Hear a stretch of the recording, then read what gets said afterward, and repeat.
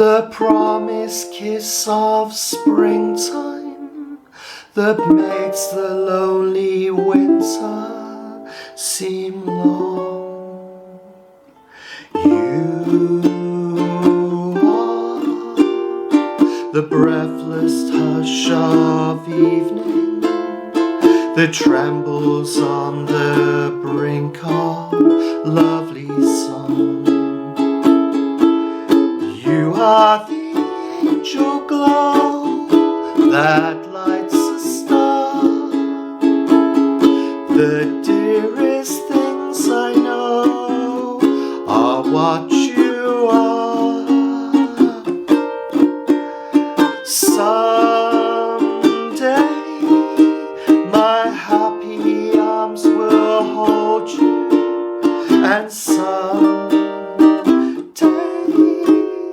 I'll know that moment divine when all the things you are mine. Hi everyone, welcome back to Jazz and Blues Ukulele with me, Matt Stead. In today's lesson we're going to take a look at one of the most beautiful pieces of jazz music ever written, All the Things You Are by Jerome Kern. The reason I really wanted to take a look at this song next is to really highlight the importance of Broadway musical hits in the mid-1930s. Following the Wall Street crash in 1929 and the Great Depression that followed, the influence of Broadway on jazz is incredibly important. You had the rise of the great songwriters that wrote songs for the Great American Songbook. People such as Jerome Kern, Irving Berlin, George Gershwin, Harold Arlen and many others. The song itself was written for the musical Very Warm for May, which came out in 1939, and the lyrics, which are utterly beautiful, were written by Oscar Hammerstein II, him from Rodgers and Hammerstein, and it's really worth absorbing those lyrics. Take some time to read through them because they're very poetic and beautiful. If you're looking for a version to listen to, my favourite is Ella Fitzgerald's version. She recorded a series of albums called The Great American Songbook. So she would have Ella Fitzgerald Sings, the songs of Jerome Kern, or Ella Fitzgerald Sings, the songs of Cole Porter, and so on and so forth. Really wonderful albums and fairly true to the originals. So my favourite version is Ella's, and it's definitely worth a listen. What happened was these great songwriters took their knowledge of European operettas and they moulded that together with the emerging American music from jazz and blues. And when they put them together, we got American popular song, and really these songs were so influential on American music for decades to come. Because of that melting together of the American and European influences, we have a really sophisticated jazz music emerging at this time. And All the Things That You Are is a perfect example of this. In fact, there's a lovely tale where Jerome Kern thought that the music was too complicated for the average man to be successful. And it was only when he was walking along Broadway with his friend and he heard a man whistling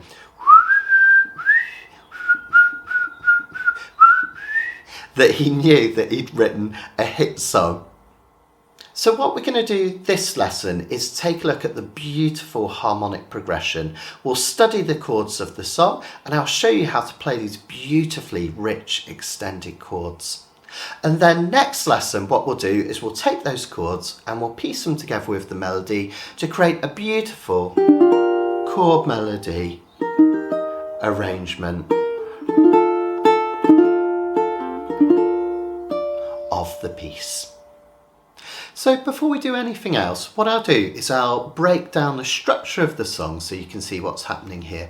And I'll use my iPad to actually draw on the sheet so I can explain as we go along. So first of all, let's just look at the basic structure of the piece. Now the piece follows a relatively straightforward structure in terms of jazz music, and it's an A-A-B-A format.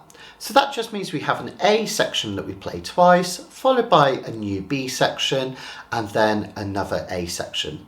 The thing that complicates it slightly is that there's a slight variation in those two A sections. We'll get into the exact chords and the harmonic analysis in a minute. But if we have a look on our sheets, the first A section starts here from the first measure and it lasts for 8 measures, fairly straightforward. The next A section, you'll notice we've got those double bar lines here, which tells you you're entering a new section. And this starts from measure 9 and goes through for another 8 measures to here. Then we have this beautiful B section where everything changes, and I go over the chords to that in a minute, but that lasts for another 8 measures as so. Then finally we have a final A section which starts here at the bottom of page 1, and that goes through to our final page and ends at the end here. Now that's extended slightly, so the normal A section is 8 measures. This one is extended out here towards the end, just to create a big kind of crescendo ending. So in terms of the chord structure itself, we're looking at something relatively familiar. Now, do you remember in the last lesson we took a look at George Gershwin's I Got Rhythm and introduced the 1-6-2-5 chord progression? Well, what we have here is a simple inversion of that. Instead of 1-6-2-5, we have 6-2-5-1. So very similar with a slight tweak. Now, this song's in the key of B flat major. The original key was A flat, but I took it up a whole step because in A flat some of the notes are too low for our ukulele. So we can think of B flat as the 1 chord, and we see it here as the 4th chord in the piece, and we play it as B flat major 7. Then before that, right from the start of the piece, we have the 6th chord. We can just count up from B flat. The key of B flat has 2 flats in it, B flat and E flat. So B flat, C, D, E flat, F, G is the 6th note or the 6th chord, and that's what we have here with this lovely G minor 7. That leads into a 2 chord, a C minor 7. Then we have the 5 chords. Notice that's played as a dominant 7 because remember those dominant 7th chords create a sense of tension. And then we have the 1 chord. So here we have a 6-2-5-1 opening. So what's lovely about this song is these chords. They're so rich and beautiful, but they're not too difficult to play, and I'll break it down for you. So we start with a G minor 7, that's the 6th chord. Just use one finger to bar the bottom 2 strings at the 1st fret, and then reach up and over with this 2nd finger up to the 2nd fret of the C string. Try and get that nice circle, thumb on the back as much as possible, 45-degree angles, and just practice strumming that gently with your thumb. Lovely rich G minor 7 chord. Then we go to the 2 chords, C minor 7. This is based on your open A minor 7 shape, which we could take up to become A sharp minor 7, B minor 7, C minor 7. So we just literally bar the whole of the 3rd fret there.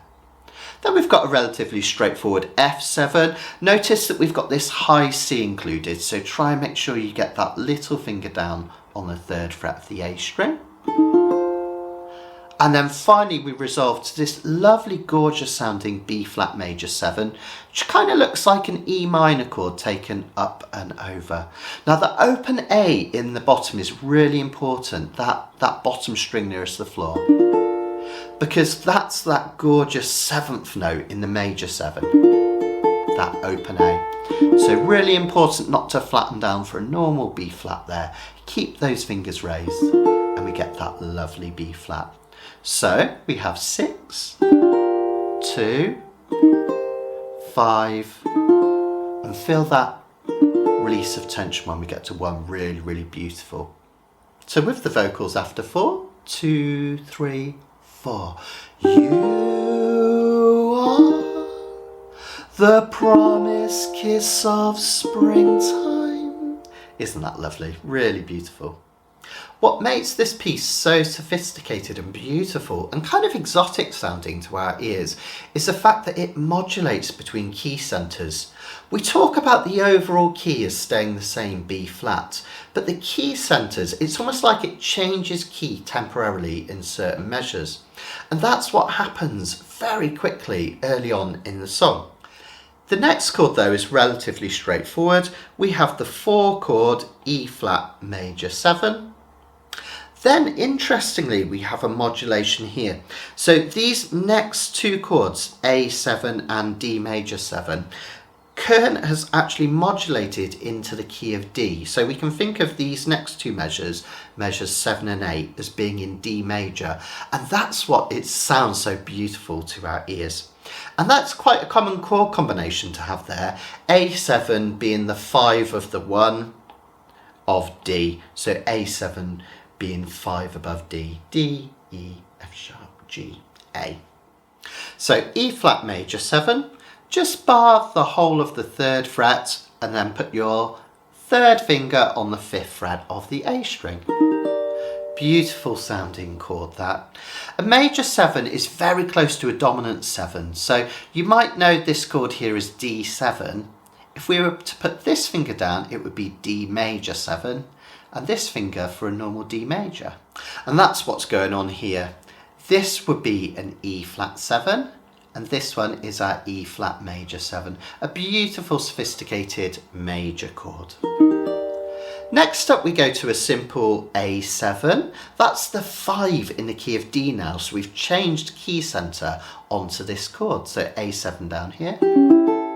The reason that change works despite changing keys is because there are 2 notes in E flat major 7 which are only half a step away from notes in A7.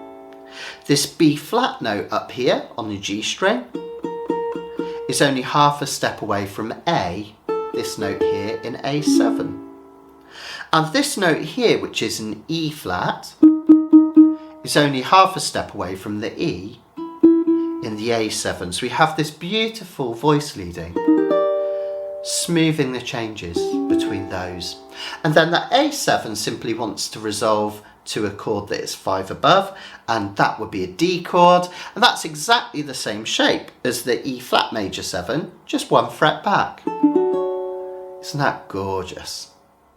So let's put together that beautiful opening A section. Notice in the demo video that I'm just strumming down with my thumb in this opening section just to kind of set the scene and create some lovely ambience for the piece later on.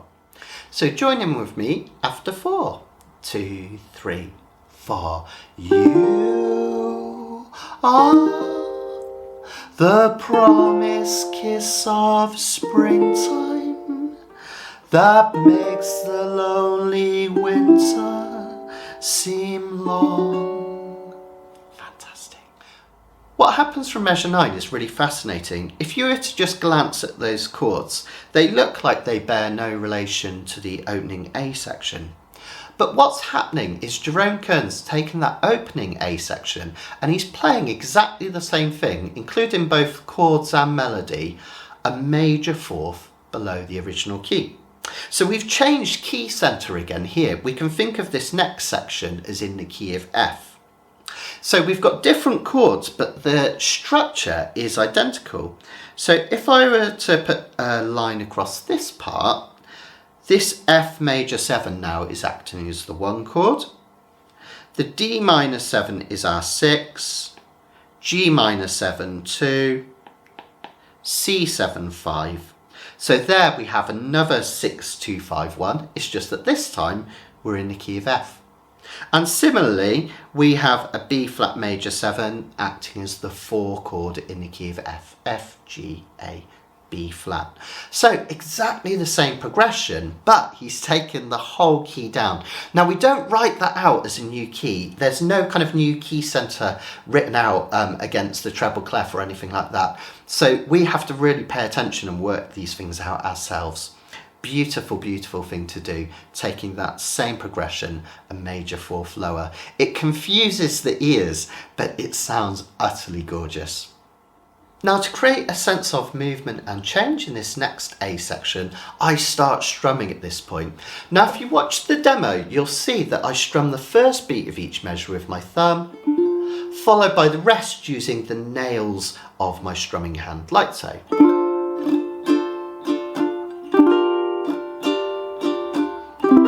That just highlights that strong beat on beat 1, that pulse, which sounds really, really lovely. Now, just like with the original section, the chords here are absolutely beautiful sounding because we've got these extended chords rather than just minors and majors. We've got minor sevenths, major sevenths and the likes, but are actually relatively easy to play. So D minor 7, just think D minor chord with your little finger added to the 3rd fret of the A string. Then we've actually got another G minor 7 like the opening chord. C7, nice and easy. Then we've got F major 7. There's a couple of ways you can play F major 7, but my absolute favourite is to just take 2 fingers up to the 5th fret on the G and C strings and let the next 2 strings just ring out open. Really wistful sounding F major 7. Then 4 chord, just like before, we have a B flat major 7. We used it in a different context in the original A section. Remember, don't flatten down there, just 3, 2, 1 off. So with the words, that will sound something like this. 2, 3, 4. You are the breathless hush of evening. How beautiful are those words, by the way? You are the breathless hush of evening. Just absolutely gorgeous. Now, just like with the opening A section, next up we have a modulation into another major key centre. In this case, we go to the key of A, and we have this little section here. Now, in the A section originally, we had a 5-1 progression, and we still have that here. The E7 is the 5 chord, and the A major 7th chord is the 1 chord. But we also have a little cheeky 2 chord here, and that's just Jerome Kern adding even more movement into the piece. Remember, those 2-5-1 progressions are the bedrock of jazz music. So in this blue section here, we have a 2-5-1 progression in the key of A major. Whenever you see minor 7 flat 5 in a chord, that just means half diminished, and that's quite often used as the 2 chord in these jazz progressions. Now, it looks really tricky if you look at the chord diagram, but it's not too bad. Think of it as a D minor chord with your little finger added to the 2nd fret of the A string. Okay, so 4 fingers, D minor shape, little finger comes on this B note, 2nd fret of the A string. Now, the nice thing is to move that out to the E7, just take this 1st finger away and move your 2nd finger back to the 1st fret. And then we have another easy change to the A major 7. Take away your little finger and move this 2nd finger back to the 1st fret. So something that sounds really beautiful and sophisticated, as long as you can get your fingers in for that 1st chord, that B half diminished. The next 2 changes are actually really easy to do. So have a practice around of those 3 chords, really, really pretty. Now, the B section is interesting because we change key centres again, and if you look at the chords, they might look completely random at first, but actually we've got really common chord progressions happening here. First of all, that F sharp 7, that's quite clever because that's the 6th chord in the key of A that we've just been in, but it's also 5 above B, which starts the next section. So that's a 5 of the 1, we call that 5 of a 1 progression. So that F sharp 7 is a way of linking together these 2 sections. After that, we go to the B section, and here we're in the key of A major again at the start. So A major is acting as the 1 chord, then B minor 7 is acting as the 2, E7 the 5. So we've got a classic 2-5-1 progression, B, E, A, 2-5-1 in the key of A. So those chords which look quite random are relatively straightforward. Then, interestingly, we have another flip to another key centre, this time F sharp, but we have another 2-5-1 in F sharp. So Jerome Kern's just being clever here. We've got 1-2-5-1 progression in the key of A, followed by another 2-5-1 progression in the key of F sharp, and he just links them really neatly. The reason that second 2-5-1 in a key of F sharp works is because this G sharp is only half a step away from this A chord here. So we get that very simple downward movement of half a step between those two chords, allowing him to change keys really quickly. Now, if all that goes completely over your head and you think, what? Don't worry, I'm going to show you how to play the chords now. And even if you don't understand what's going on harmonically, the sound of them are really, really beautiful. So let's take a look. So for the F sharp 7 that links the two sections together, just take that F7 shape you were doing earlier with that little finger on that C note there, and literally just take every single finger up a fret. So now we have that dominant 7th chord shape on 2, 3 and 4. That F sharp 7 only comes in for one beat at the end of the measure. So from measure 15 we have 1, 2, 3, 4, 1, 2, 3, F sharp 7. So just one single beat at the end. It's quite a quick change, which can be quite difficult. So just practice changing between that A major 7 and that F sharp 7. Notice that when we did that A major 7, we ended up with these two fingers down here. So what you can do is you can guide yourself up to the F sharp 7 with that second finger to the 3rd fret and just build it from there. So just practice, spend a little bit of time, practice changing between those two chords again and again until you're really, really comfortable. And when we get to playing it, we'll do 1, 2, 3, 4, 1, 2, 3, 4. That leads us into that B minor 7. Easy peasy lemon squeezy, just bar that 2nd fret. Back to E7. A major 7, nice and simple. 2 measures of that one. Next section is a little bit trickier, but it's not too bad. There's 2 different ways you can do this G sharp half diminished. In fact, there's 3 different ways. The first is to bar the bottom 3 strings of the 2nd fret with your 2nd finger and then just reach up, remembering you don't need to do a full bar here. You're just touching that 1st fret of the G string. Okay. Now, for a lot of people, because this finger is higher than this one, or longer than this one, I should say, a lot of people find it more comfortable to use their 3rd finger for those bottom 3 strings there and their 1st finger there. This one just floating around can add extra pressure here if you prefer. And then we change to the C sharp 7. That's just like a D7 moved backwards. Now, if you prefer, what you can do is you can use 4 fingers for both of those chords. You can do what I call like a waterfall of fingers for this G sharp half diminished. 1st finger up here on the 1st fret, and then the next 3 fingers all in that 2nd fret on the bottom 3 strings physically. And then if you want to change that to the C sharp 7, what you can do is you can move these middle 2 back and keep your little finger down there. Okay, so we go from this shape to this shape. Okay, so there's a couple of ways of doing it. I like to do this one to this. I find that most comfortable, but have an experiment and see what feels most comfortable to you. Next up, the 1 chord is an F sharp. Well, quite simply what we do is we take an F chord and we move it up a fret and bar. So rather than using your first 2 fingers for an F chord as we would normally, try playing an F chord with your middle 2 fingers, take that shape up a fret and then bar the whole of the 1st fret. This one can be quite a difficult one to get clean, so take your time to practice. Practice moving that 1st finger up and down so that none of the strings fall into the creases under your knuckles. Then we have this unusual chord that comes in at the end, this D7 sharp 5. Now that's there acting as the 5 chord of the 1st chord of the next section, if you like. So the D is acting the 5 of the G minor 7, which starts our next section. Again, it's a clever way basically of joining 2 sections together. Again, not as tricky as it looks.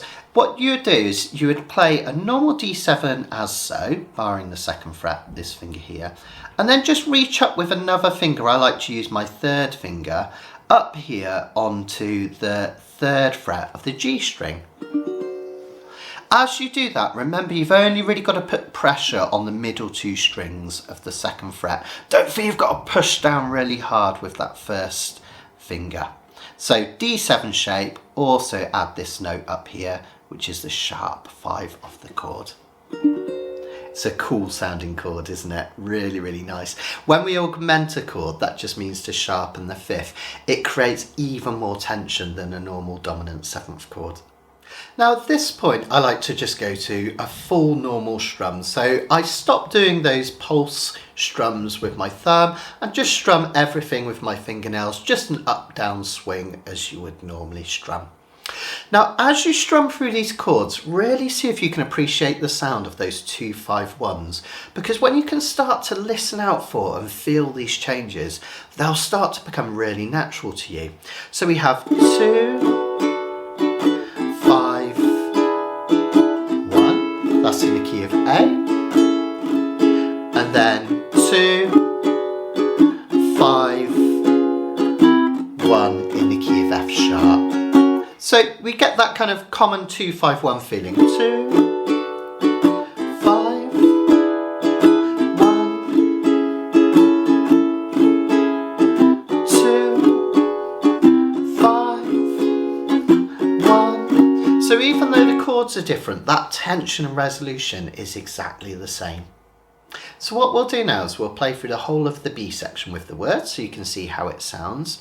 I'll also include that D7 augmented chord at the end so you can see how it sounds, and I'll go into the next A section so you can see how beautifully that D7 chord joins together the B section to the next A section. It's really lovely. Let's give it a go. Come in after the words "You Are My." Here we go. You are my angel glow that lights a star. The dearest things I know are what you are. Someday my happy arms will hold you. Isn't that a gorgeous change going between those sections? Particularly tricky, and I did get a little bit of buzzing on that change, so really watch for that on that D7 augmented, but a beautiful change nonetheless. This next bit of theory is really fascinating, so just soak this up if you can, and if you don't entirely understand, don't worry, but I just think it's really interesting. One of the things that really concerned Jerome Kern about this song, and one of the reasons he thought it might have been too sophisticated for people to really get and enjoy, was the fact that the last note of the B section, this one here, which is played as an A sharp, it's the same note as the note that starts the next A section. But because the B section was played in the key of F sharp, we have to call that note a sharp note because it's in a chord which contains a sharp. We have to call it a sharp. So here we call it an A sharp. In the next section, we're back to the normal key of B flat. And the same note is played. Notice it's played in exactly the same place on your uke, the 1st fret of the A string. But because we're in the key of B flat, we now have to call it a B flat. So the last note of the previous section was an A sharp. The next note of the next section is a B flat, but they're the same note. They're called enharmonic equivalents. But it's really interesting, even though they're exactly the same note, because of the chords that underlie them, they sound different to our ears. Many people perceive them as the same note, scientifically being the same amplitude, sounding different. Really fascinating. I just find that fascinating. If it's too much, don't worry, it can go. But Jerome Kern was really concerned about that, and he wasn't decided whether to keep it in or not, and he did, and it's part of the thing that gives the song a really unique and brilliant flavour, I think. I'll play out the end of the A section. I'll leave out the D7 chord so you really hear that note crossing the 2 sections. It's just kind of really interesting, I think. The dearest things I know are what you are.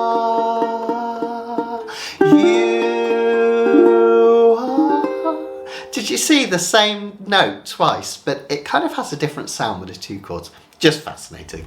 Okay, so we're nearly there now. We're into our final A section, and it starts relatively straightforward. If I draw on here, we've got another one of our 6, 2, 5, 1 combinations, just like in the opening A section. Nothing's changed there really at all. Then we have the 4 chord, just like we did have in the opening section.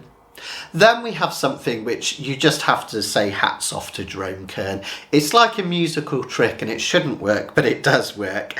The E flat and the A flat here suggest a 2-5 progression ending in a D flat chord. But actually we have a D minor chord. So he's kind of, don't sweat that too much. He's playing a trick with our ear there basically. And then finally, the extension of the A section, just to finish, we have a series of chromatic chords. D minor 7 is half a step above D flat diminished 7th, because D is half a step above D flat. D flat is half a step above C, that gives us the C minor 7. And then finally, the C minor 7, F9, B flat at the end. That's just quite simply one final 2-5-1 combination to finish the song. A classic building block of jazz and a really comfortable finish. So we've got the craziness up here where he's using something that shouldn't work but does, a kind of oral trick. Then we've got a little bit of chromaticism coming down here, and finally a classic 2-5-1 combination to finish off. So to start of this section, you've already played it. It's the same as the opening section. G minor 7, C minor 7, F7, B flat major 7, E flat major 7, remember bar and third finger down. Now this A flat 7 can be a little tricky. Think of it as playing a G7 chord moved up one. So instead of using your first 3 fingers for a G7 chord, try using your second, third and fourth fingers like so. Move those up a fret, and then this index finger only needs to touch or press down this first fret of the G string. Again, don't feel like a chord we did earlier. Don't feel you've got to really strangle the with a full bar chord there. It's just touching that one there. Now, if you find that really tricky, this is probably the hardest chord for a lot of people. What you can do is just avoid strumming the G string. So just strum down with your thumb and just strum the bottom 3 strings with a G7 moved up like so. So from that E flat major 7, just go to a G7 moved up one, but try not to hit the G string. And then we go to a D minor 7, nice and simple. A lovely diminished chord on the first fret, just 2 fingers. And then our final satisfying 2-5-1. F9, you can either use that waterfall of fingers that we used earlier for another chord, or you can use your first and third fingers, which is what I do, or even your first and second, like so, if you like. I like the first and third fingers because then I can use this one to add some strength. And then a final B flat major 7 chord, really beautiful at the end. That's great. Okay, so let's play through that final A section. I'd like you to pause the video here and do it a few times and really appreciate the sounds of those combinations. First of all, the 6-2-5-1, 6, 2, 5, 1, and then these beautiful sophisticated chords here. Especially this A flat 7 to the D minor 7. And then we've got that chromatic run. It should feel almost like we're kind of falling down the scale at that point. And then your final 2, 5, 1 to finish off. Let's give it a go after 4. 1, 2, 3, 4. Someday my happy arms will hold you, and someday I'll know that moment divine when all the things you hold are mine. Fantastic. Well done, everyone. I went a little bit fast there. Don't worry if you didn't get it first time. Just pause the video and I'd like to play through that a few times yourself at your own pace. Really appreciate the beauty of those harmonic changes. So that's it, folks. Really take your time with this one. Try putting all of those sections together and really appreciate those beautiful changes. Remember, this isn't a challenge. You don't have to play through those chord changes quickly. Take your time with them and they can sound really beautiful played at low tempo anyway. So if you're struggling to change smoothly between those chords while strumming, just practice the piece with single down strums and go as slow as you like. Chord, leaves you time to get your fingers in place for the next one. Chord, have a little bit of time for the next one. And even though, notice there at this slow tempo, I've got time to change those chords quite comfortably, that's still not that below the original tempo. You are the promised kiss of springtime. So take it slow and really, really enjoy it. And if even that's a bit too much, you can always come back to this video later on in the course when you've developed a bit more confidence and you've had a time to practice some of these chord changes. That's absolutely fine. But those sophisticated harmonic changes are really what I wanted to highlight at this point, because we've been looking at jazz and blues music historically, haven't we, through time? And at this point is where things started to become a lot more sophisticated. And it's interesting, we're still using the same building blocks. We've got the 2-5-1 from Honeysuckle Rose. And we've got the 1-6-2-5 from I Got Rhythm. And we've pieced them together in different ways in this song. You'll still spot those combinations of chords all the way through. The genius of Jerome Kern was the fact that he could take those basic building blocks and put them together in sophisticated ways, changing key centres and finding chords that just pasted between those combinations to create a beautiful segue. And that all comes from a historic place where we have that sophistication of those European operettas that people like Jerome Kern had studied. Same with other composers as well, like Gershwin. And then he's combining it with the raw beauty and brilliance of early jazz music. And we end up with this new form of American popular music. Absolutely amazing melting pot at this time. Anyway, I really hope you enjoyed that. In the next lesson, we're going to take this piece and we're going to play a chord melody version. Now, you might think, oh my goodness, it was hard enough with chords. Actually, in many ways, because we're only playing a couple of strings at a time in many cases, the chord melody version can actually be easier than the strummed version. So stick with it. It's a really beautiful arrangement that we're going to look at in the next lesson. In the meantime, you can enjoy that jazz music and I'll be back very soon. Take care, everyone. Bye.